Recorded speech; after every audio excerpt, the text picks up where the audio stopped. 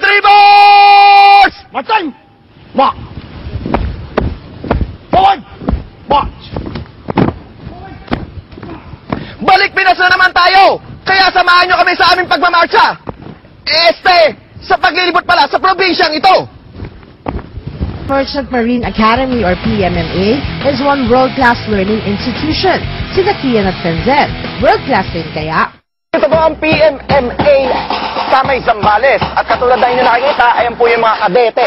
Yan ano pa lang sila, diba? Nagte-training pa lang. Nagte-training pa lang. At ito po ang formation nila bago sila kumain ng square meal na tinatawag para may discipline po ang pagkain nila. Aba Kian, mukhang susubukin agad kayo ah. Teka, alam nyo ba kung ano ang square meal?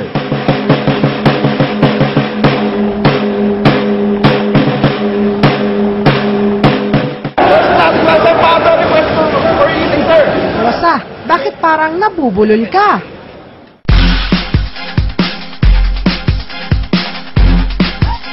Kaya nyo pa ba, trippers? Ganyan nga mga trippers, you have to follow the rules. Permission to Tagalog. Ubus na ba ang English mo, Kosa?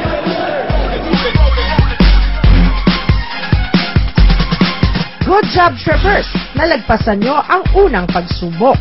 Pagkatapos ng square meal, balik sa training sina Kian at Penzen. We are the PMMA Dreamers! Yan, actually, itong tuturo sa atin ngayon bro, firefighting. Pero syempre, ang pagpatay ng apoy, hindi basta-basta. Kailangan may safety measures yan. Tama ka dyan, Kakosa. Let's go, bro.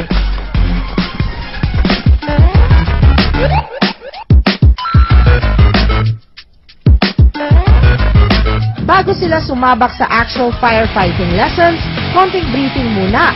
Baka nga naman imbes na maging pamatay sunog, sila pa ang makasunog. Tama ba, no stranger to danger, Kian? Ang gaba-gaba naman ng mga co-host ko! After the briefing, it's time to apply kung ano ang mga natutunan nila. This is it, mga trippers. Can you feel the heat? Before we do a bigger picture, kailangan nila masubukan kung kaya na i-handle yung ganun ng kaliit. So, mauna, si Luigi. Ang first challenge, patayin ang apoy using the fire extinguisher. Good job, Kian. Now it's Penzen's turn. Kayanin kaya niya?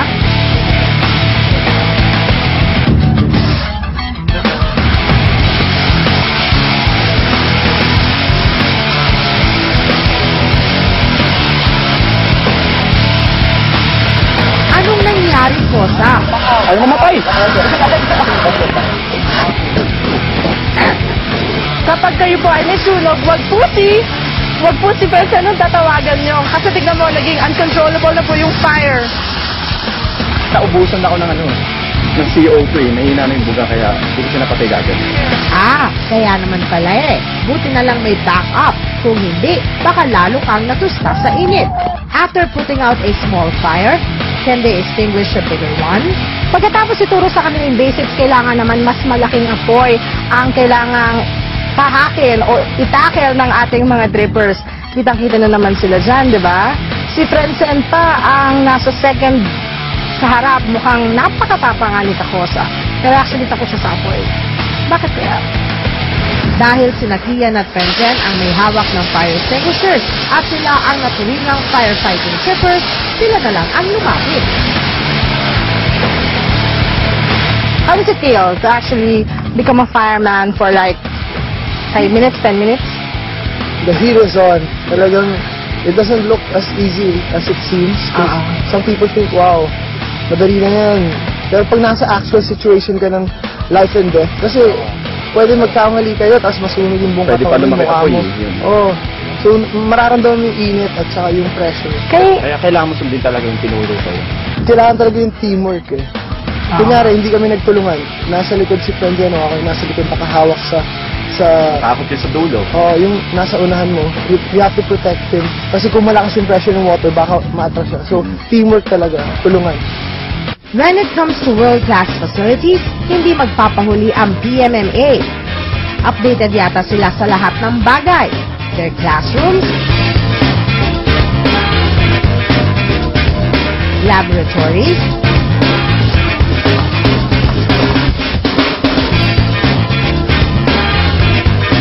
training centers,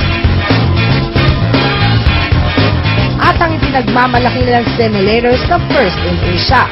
This simulator serves as a training ground for cadets. With the use of navigation systems, cadets will definitely experience this one-of-a-kind ride. Susubukan ni Kian at si Francel kung paano nga ba, mag-drive? Hindi eh, mag-navigate, mag-steer ng barko. Tingnan nga natin. Pwede lang siya. Ako, lookout lang ako, lookout. Bakit?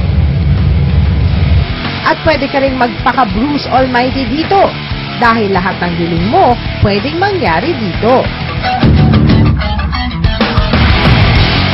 Can we go to San Francisco, please? San Francisco. San Francisco! Yan ang Golden Gate. Yeah. Wow! It is the only state university in the Philippines. Actually, talaga? of course, it's the premier state university in the Philippines. Maritime. Oh. Maritime sector. When you say maritime po, ano po yung mga ino-offer po natin na Ino-offer. courses dito? O It's all courses regarding maritime. College of Marine Transportation, meron kami din College of Marine Engineering. Although sa ibang mga maritime institutions, meron silang naval architecture, marami pang ibang mga courses. Sa amin, dalawa lang kami nag-stick kami sa dalawa.